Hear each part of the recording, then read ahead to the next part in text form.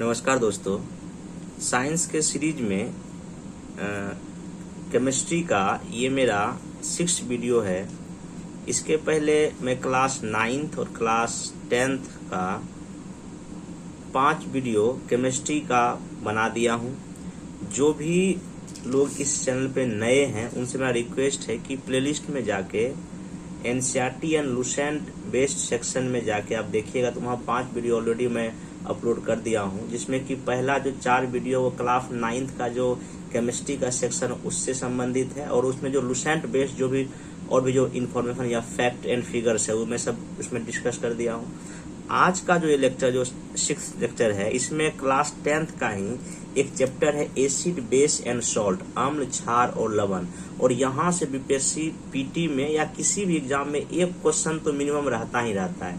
इसलिए ये जो है ना, मैं कोशिश करूंगा कि जो मोस्ट इम्पोर्टेंट जो टॉपिक जो मोस्ट इम्पोर्टेंट जो चीजें जो एग्जाम के पॉइंट ऑफ व्यू से वो सब इसमें डिस्कस कर दिया जाए, और बहुत ही शॉर्ट में काफी अच्छे से क्वेश्चन ना छूटे और ज्यादा समय भी ना लगे। ठीक है, आइए एक क्लास 10th का एसिड बेस एंड सॉल्ट जो है ना उसी बेस्ड पर है, और कुछ इसमें लुसेंट का भी फैक्ट लिया हूं जो कि एग्जाम में कई बार पूछ चुका है।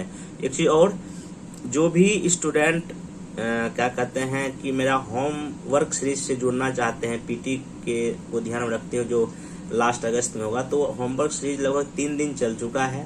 तो आप लोग से रिक्वेस्ट है कि उस होमवर्क सीरीज से जुड़ें, और जुड़ने के नीचे टेलीग्राम लिंक दिया गया है, उस टेलीग्राम लिंक को ज्वाइन करना, और वहाँ पे ना आपको होमवर्क फ्रीज मिल जाएगा। और होमवर्क फ्रीज का सबसे बड़ी खासियत क्या है कि मैं 60 दिन का ऐसा होमवर्क एक डिजाइन किया हूँ कि इसमें आपका 60 दिन में बीपीएससी पीटी होते होते 3 बार हर एक सब्जेक्ट आपका क्या हो जाएगा, रिवाइज, करंट अफेयर्स रिवाइज होगा। और डेली में 10 या 15 क्वेश्चन देता हूँ, पीटी के लिए प्रैक्टिस भी वो रात में देता हूँ। तो आप लोग उसमें ज्वाइन कर लें, उससे आपको काफी फायदा मिलेगा। और मेंस का भी फ्रीज लगातार आ रहा है, जिनको मेंस राइटिंग करना, जो सीडीपीओ हो या ऑडिटर के लिए हो, अगर जीएस फर्स्ट और जीएस सेकंड का अगर आपको आंसर राइटिंग करना है तो उसमें मेरे प्रोग्राम से जुड़ सकते हैं, उसमें आपको काफी फायदा मिलेगा। चलिए आज इसको शुरू करते हैं, इस टॉपिक को देखिए। पहली बात देखिए, बेसिक बात जानिए कि एसिड या अम्ल, इसको हिंदी में क्या बोलते हैं, अम्ल, एसिड। ठीक ना, एसिड का पहली बात क्या है, स्वाद जो इसका जो टेस्ट होता है ना, इस खट्टा होता है। ठीक ना, पहली बात। दूसरा, एसिड में जो है ना, अगर इसको आप वाटर के साथ अगर मिलाएंगे तो इसमें H+ आयंस निकलता है। क्या निकलता है, H+ आयन। अगर क्वेश्चन बीपीएससी में पूछेगा एसिड में क्या होता है, H+ आयन होता है। ठीक ना, और एसिड का एक क्या गुण होता है कि अगर ये कोई ब्लू लिटमस है, देखिए लिटमस एक इंडिकेटर है, अभी मैं बताऊंगा उसमें डिटेल में। ये ब्लू लिटमस को क्या करता है, रेड लिटमस में चेंज कर देता है। कौन, एसिड। उधर बेस जो क्षार होता है ये बीटर, ये कड़वा होता है टेस्ट में, ध्यान रखिएगा। और इसमें OH- आयंस होता है, इसमें बेस में, तो इसमें OH- आयंस होता है। और ये रेड लिटमस को ब्लू लिटमस में चेंज करता है, मतलब लाल लिटमस पेपर को ये नीले रंग के लिटमस में चेंज कर देता है। कौन, बेस। ये भी एग्जाम में पूछ चुका है। आप देखिए क्या है कि देखिए हर एक एसिड और बेस को अगर हम जीभ से टेस्ट करके देखेंगे तो बहुत खतरनाक हो जाएगा। पता नहीं कौन किस नेचर का एसिड या बेस है, हमारे बॉडी को हार्म भी पहुंचा सकता है। इसलिए क्या हुआ कि इंडिकेटर खोजा गया, सूचक, कि भाई कौन एसिड है कौन बेस है। तो इंडिकेटर या सूचक के लिए हम लोग 3 तरह की चीज का यूज करते हैं। एक तो नेचुरल चीज, प्राकृतिक चीज यूज करते हैं। दूसरा कुछ सिंथेटिक या लैब में भी बनाया गया इंडिकेटर। और एक है ऑल्फैक्टरी या गंधीय सूचक भी होता है। हम इसको आराम से पढ़ेंगे तो यहाँ से भी क्वेश्चन बीपीएससी या किसी और एग्जाम में पूछ चुका है। देखिए नेचुरल जो इंडिकेटर होता है उसमें सबसे पहला लिटमस पेपर है, और लिटमस पेपर जो है एक लाइकेन नाम के पौधे से प्राप्त किया जाता है। ये भी आप एग्जाम में पूछ चुका है। एक्चुअल में जो लिटमस होता है, एक जो है ना, अगर आप कभी पढ़े होंगे तो जो लिटमस का जो रंग होता है एक्चुअल में बैगनी रंग होता है, उसका बैगनी रंग होता है। और ये एक थेलोफाइटा ग्रुप का एक प्लांट होता है, उसी प्लांट में एक लाइकेन होता है, उसी से निकाला जाता है। कौन सा, लिटमस। ठीक ना, तो लिटमस जो है ना, तो ये समझिए कि एक नेचुरल इंडिकेटर है। ठीक, उसके बाद पत्ता गोभी का भी यूज हम करते हैं एसिड या बेस को चेक करने में। फिर हल्दी, टर्मरिक का भी यूज करते हैं। फिर एक हाइड्रेंजिया भी प्लांट है, उसका भी हम यूज करते हैं। हालांकि ये फूल है, हाइड्रेंजिया पुष्प का भी यूज करते हैं चेक करने में। ठीक ना, उसके बाद एक होता है, अब एक है पेटूनिया, एक क्या है, पेटूनिया का भी यूज करते, इसका ये फूल है। ठीक ना, एक और है जेरानियम। ये सब चीज, ये सब नेचुरल है। क्योंकि ये सब प्लांट का पार्ट है, इसलिए इसको हम बोलते हैं नेचुरल इंडिकेटर। अगर क्वेश्चन कभी पूछ देगा कि नेचुरल इंडिकेटर निम्नलिखित कौन सा है, अगर आपको सारे याद रहेंगे तो कौन सा नहीं है तो आपको पता चल जाएगा। अगर उसमें से कुछ भी नहीं तो आपका आंसर ई हो जाएगा। ऐसे ही चीजों में अक्सर जो है ना ऑप्शन ई होता है। और इस बार आप अगर साइंस का पेपर देखे होंगे 67 पीटी का, तो उसमें ऐसे कुछ उलझाऊ किस्म के ऑप्शन दे दिए थे। फिर देखे सिंथेटिक, मतलब इसको बनाया गया, ये सल्फलिफित है। इसमें एक है मिथाइल ऑरेंज, क्या नाम है इसका, मिथाइल ऑरेंज। और दूसरा इसमें है फिनोल्फ्थिलीन, ठीक ना, इसका यूज किया जाता है। ये सिंथेटिक है, इसको बनाया गया, ठीक है ना। इससे भी हम चेक कर सकते हैं कोई एसिड है क्या है या बेस है। फिर एक है गंधीय, मतलब इसका गंध का हम गंध पता करके जो है ना पता कर सकते हैं वो एसिड है क्या है, बेस है। इसलिए एक है वेनिला, दूसरा ओनियन या प्याज है, और एक क्लोव या लौंग। ये सब चीज का प्रयोग करके हम एसिड या बेस पता कर सकते हैं। आप इसको ध्यान रखिएगा किसका किसका इंडिकेटर में यूज होता है। आगे देखिए कुछ और बेसिक चीज आपको जानना जरूरी है। जैसे मान लीजिए अगर कभी एसिड है, अम्ल है, और धातु के साथ अभिक्रिया कर जाए, एसिड और जब कभी मेटल जब आपस में रिएक्शन कर जाता है, जब केमिकल रिएक्शन होता है, तो इसमें सिंपली सॉल्ट या नमक बनता है और आपको हाइड्रोजन गैस निकलता है। कौन सा गैस निकलता है, हाइड्रोजन गैस। ये भी और पूछा था जब एसिड और मेटल जब आपस में रिएक्शन करता है तो कौन सा गैस निकलता है, हाइड्रोजन गैस निकलता है। ये किसी क्वेश्चन एग्जाम में क्वेश्चन ये पूछ चुका है, ठीक ना। अब देखिए हाइड्रोजन गैस निकलता है।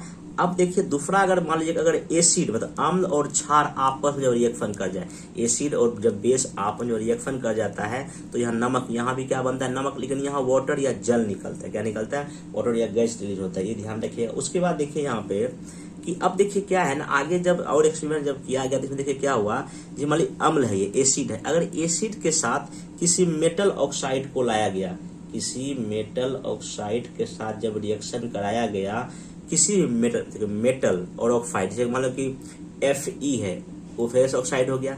तो कोई भी अगर एसिड है मान लीजिए और उसके साथ मेटल ऑक्साइड जब रिएक्शन कराया गया तो यहाँ भी सॉल्ट ही बना और क्या निकला, यहाँ भी वाटर ही प्रोडक्ट के रूप में निकला। इसका मतलब ये हुआ, देखिए एसिड और बेस जब रिएक्शन किया तो सॉल्ट बना, और यहाँ भी अगर एसिड और मेटल ऑक्साइड भी अगर रिएक्शन कर रहा है तो यहाँ भी सॉल्ट ही बन रहा है। इसका मतलब क्या हुआ कि जो मेटल ऑक्साइड होता है, जो आपका जो धातु का जो ऑक्साइड होता है, वो कहीं ना कहीं बेसिक नेचर का या क्षारीय प्रकृति की होती, क्योंकि देखिए इसको हटा के जब ये यूज किया गया तो यही बना।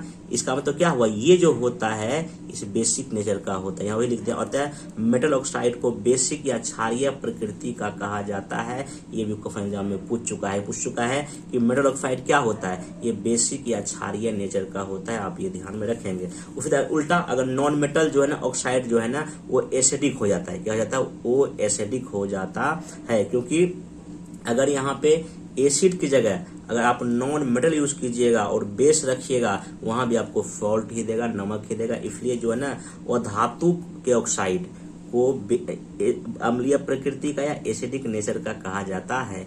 ये ध्यान रखें। लिखते हैं base plus non metal oxide आपस में रिएक्शन करवाइएगा तो यहाँ सॉल्ट और वाटर बनेगा। मैं एग्जांपल नहीं लिया क्योंकि इसमें काफी लंबा है, तो इसलिए मैं खाली यहाँ पे कॉन्सेप्ट से क्वेश्चन पूछेगा। चलिए अब देखिए अगला है इसमें पीएच स्केल। ये यूनिवर्सल स्केल है कि ये एसिड है कि बेस है, यूनिवर्सल स्केल है। अब यहाँ देखिए यूनिवर्सल स्केल में आपको ध्यान रखना है एक चीज और यहाँ कहना भूल गए कि देखिए अगर आप एसिड और बेस के साथ जब रिएक्शन कराइएगा आपको क्या बनेगा, सॉल्ट बनेगा। इसको हम लोग कभी कभी उदासीनीकरण अभिक्रिया भी बोलते हैं, इसको बोलते हैं न्यूट्रलाइजेशन रिएक्शन। ठीक है, ध्यान रखिएगा। जैसे कि मान लीजिए कि यहाँ एसिड में है HCl और बेस में मान लीजिए कि NaOH सोडियम हाइड्रोक्साइड है, जब दोनों रिएक्शन करता है तो आपका नमक या सॉल्ट NaCl बनता है और H2O के रूप में क्या होता है, निकलता है। ये ध्यान रख सकते हैं। अब ये पीएच स्केल देखिए एक यूनिवर्सल स्केल है। इसको पहली बार 1909 में एक सोरेनसेन नाम के साइंटिस्ट ने दिया था। पीएच स्केल सोरेनसेन नाम के साइंटिस्ट 1919 में दिया था। ठीक ना, ये एक स्केल है जिसे हम लोग स्केल यूज करते हैं किसी चीज को मेजर करने में, वही स्केल है। देखिए इसका सिंपल सा मतलब इसका रेंज 0 से लेकर 14 तक होता है। रेंज कहाँ होता है, 0 से कहाँ तक होता है, 14 तक होता है। और ये 7 तो यहाँ बीच में न्यूट्रल या उदासीनकरण होता है। तो 0 से 7 के रेंज में जिसका भी वैल्यू आता है वो एसिड कहलाता है, और 7 से 14 वाले रेंज को क्या बोलते हैं, बेस या क्षार कहते हैं। ये अम्ल वाला हो गया और ये क्या हो गया, क्षार हो गया। और देखिए जो जो आप इधर आइएगा, इधर अगर जो एसिडिक हो जाता है, देखिए क्योंकि H+ आयन का मान देखिए बढ़ रहा है, देखिए यहाँ क्या बढ़ रहा है, लेकिन जब इधर जब जाइएगा देखिए OH माइनस का वैल्यू क्या हो रहा है, बढ़ रहा है। OH ज्यादा होना मतलब क्या, बेस होना। H प्लस ज्यादा होना मतलब क्या होना, एसिडिक होना। ये भी क्वेश्चन पूछ चुका है। अगर H प्लस आयन ज्यादा होगा मतलब वो एसिडिक ज्यादा है, और अगर OH माइनस ज्यादा है तो वो बेसिक नेचर का, वो क्षारीय प्रकृति का है, ध्यान रखिएगा। अब सबसे मोस्ट इंपोर्टेंट यहाँ से इसको आप रट्टा मार लीजिए, यहाँ से क्वेश्चन तो पूछता है कि किसमें कितना पीएच, बीपीएससी खुद पूछ चुका है कई बार एग्जाम में कि किसमें कितना पीएच वैल्यू होता है। देखिए सिंपल याद रखिए, गैस्ट्रिक जूस में कितना होता है, मतलब कि ये 1.2 होता है। लेमन जूस में 2.2 होता है। प्योर वाटर शुद्ध जल में और ब्लड में, खून में 7.4 होता है। मिल्क ऑफ मैग्नीशिया जो हम लोग जिसका हम लोग यूज करते हैं, जिसको इनो बोलते हैं, उसका 10 होता है।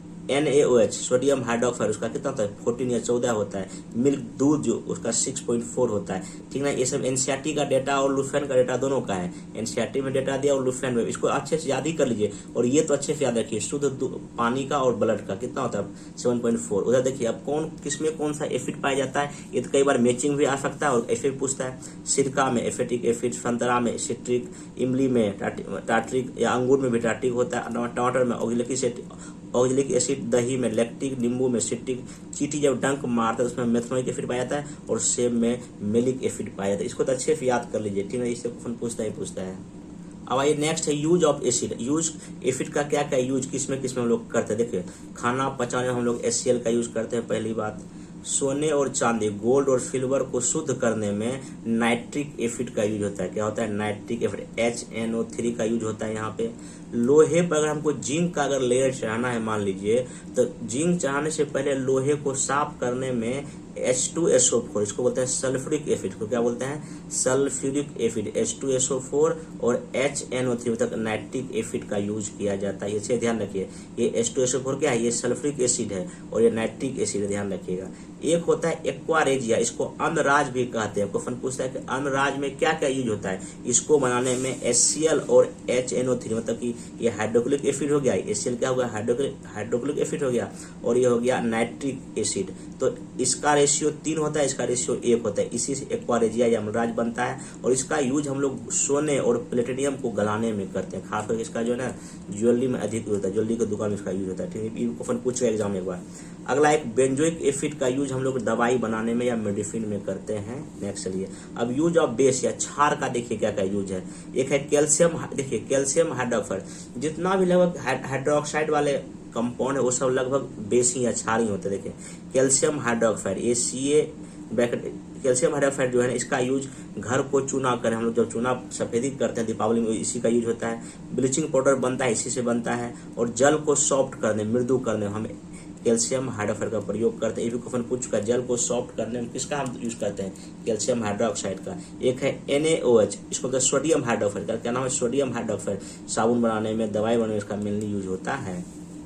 अगला है, एक है मिल्क ऑफ मैग्नीशिया, ये बेस है, ये इसी को पेट का गैस का दूर करने में, जब भी हम लोग का पेट खराब होता है हम लोग इनो पीते हैं ना, मतलब वो इनो क्या है, मिल्क ऑफ मैग्नीशिया ही तो है। चलिए नेक्स्ट चलिए, अब देखिए सॉल्ट का क्या क्या, नमक का क्या क्या यूज होता है। देखिए नमक का पहले NaCl, ये कॉमन सॉल्ट है, इसको खाना में यूज करते हैं हम लोग, NaCl, ठीक ना। ये टाटा कंपनी जब बनाती थी NaCl ही है वो।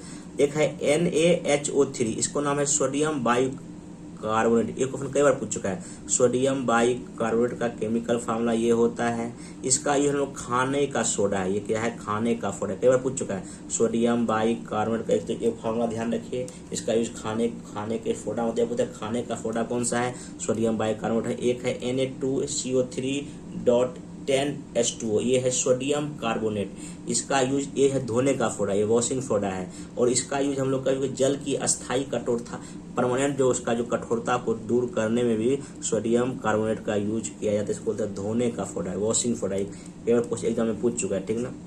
और एक है पोटेशियम नाइट्रेट, इसका नाम है KNO3, क्या नाम है, KNO3, इसका जो लोग बारूद बनाने में करते हैं। अब इसमें एक दो और कुछ बातें, एक है प्लास्टर ऑफ पेरिस, इसका आपका फार्मूला याद रखिएगा, CaSO4.12H2O, ठीक ना। ये भी एग्जाम में पूछ चुका है। प्लास्टर ऑफ पेरिस, और प्लास्टर ऑफ पेरिस जो बनता है जब हम जिप्सम को जब गर्म करते हैं तभी ये आपका बनता है, ये ध्यान रखिएगा। इसका ये फार्मूला है प्लास्टर ऑफ पेरिस। और प्लास्टर ऑफ पेरिस का अगर केमिकल नाम अगर आपको लिखना तो लिख लीजिए, उसका नाम होता है कैल्शियम सल्फेट हेमीहाइड्रेट। इसका जो अगर जो केमिकल नाम देखा जाए तो कैल्शियम सल्फेट ये है, और ये है हेमीहाइड्रेट, मतलब ये अर्ध हाइड्रेट है, इसको हम बोलते हैं अर्ध हाइड्रेट। ये तो आपको पता होगा कैल्शियम सल्फेट होता है SO4, और इसमें जब आप अर्ध हाइड्रेट या हेमी हाइड्रेट जब लग जाता है तो उसको बोलते हैं प्लास्टर ऑफ पेरिस। ये ध्यान रखिएगा। बाकी एक फैक्ट और जान लीजिए, हमारा जो दांत होता है, दांत सबसे हमारे बॉडी का सबसे कठोरतम भाग है, और ये कठोर इसलिए है क्योंकि इसमें जो है ना ये एनेमल पाया जाता है। क्या पाया जाता है? एनेमल।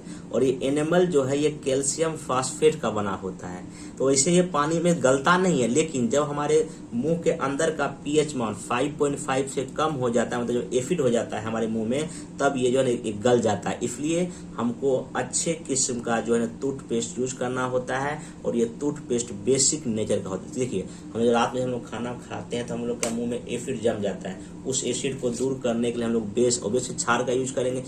इसलिए जितना भी टूथपेस्ट होता है सब जो है ना बेसिक नेचर का होता है। कौन पूछेगा टूथपेस्ट का pH वैल्यू कितना से कितना होगा? 7 से अधिक होगा, ऑब्वियस सी बात है। तो आप ऐसे करके इसको क्या कर सकते हैं? पढ़ सकते हैं। ये आपका जो क्लास 10th का जो है ना इसमें इतना ही था। और ये सब देखिए, जैसे ये चीज हो गया, ये क्लास 10th पे बहुत कम दिया है, ये बहुत कम दिया हुआ था एनसीईआरटी में, ये बहुत कम देता मैं इसको। लेकिन जो लुसेंट जो आपका उसी लुसेंट से कुछ इंपॉर्टेंट और स्पीडी का कुछ इंपॉर्टेंट चीज हम यहाँ फ्लो चार्ट में लिख के आपको हम क्या कर दिया, डिस्कस कर दिया। आपसे रिक्वेस्ट है कि इस वीडियो को एक बार देख लीजिए। इसका PDF जब भी मैं अपने टेलीग्राम लिंक पे शेयर कर दूंगा। अगर नहीं भी PDF अगर आपको अगर मिले तो आप क्या कीजिए, इसका अपना खुद का एक नोट्स बना लीजिए, क्योंकि मैं पहले ही बोला हूँ कि खुद का नोट्स आपको काम आएगा कब? एग्जाम के समय में। एग्जाम के एक दिन पहले आपके पास ये सब छोटा छोटा नोट्स रहेगा ना, तो जल्दी जल्दी आप रिवाइज कर पाएंगे। बाकी इच्छा आपकी, मैं इसका PDF भी भेज दूंगा, वहां पर डाउनलोड PDF कर लीजिए। टेलीग्राम का ग्रुप लिंक नीचे दिया गया है।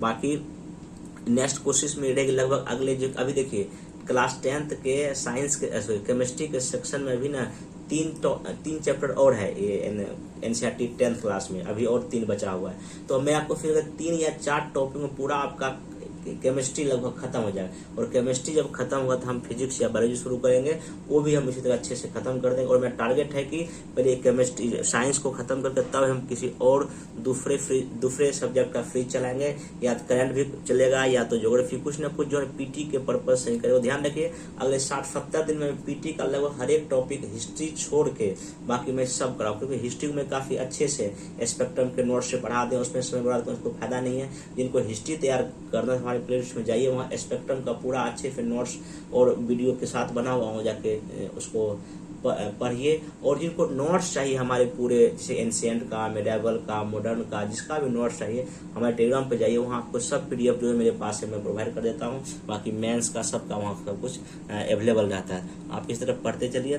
बाकी मेरी लगातार वीडियो आएगी, उसका यूज कीजिए। और अगर आपको चैनल अगर थोड़ा सा भी अच्छा लगे मेरा प्रयास, आप लोग अपने दोस्तों में शेयर कीजिए, इसको सब्सक्राइब कीजिए और लाइक कीजिए, क्योंकि देखिए मैं कभी बोलता नहीं इस तरह। बाकी आप लोग खुद समझदार हैं, ठीक ना? तो पढ़ते रहिए, मस्त रहिए। Thank you.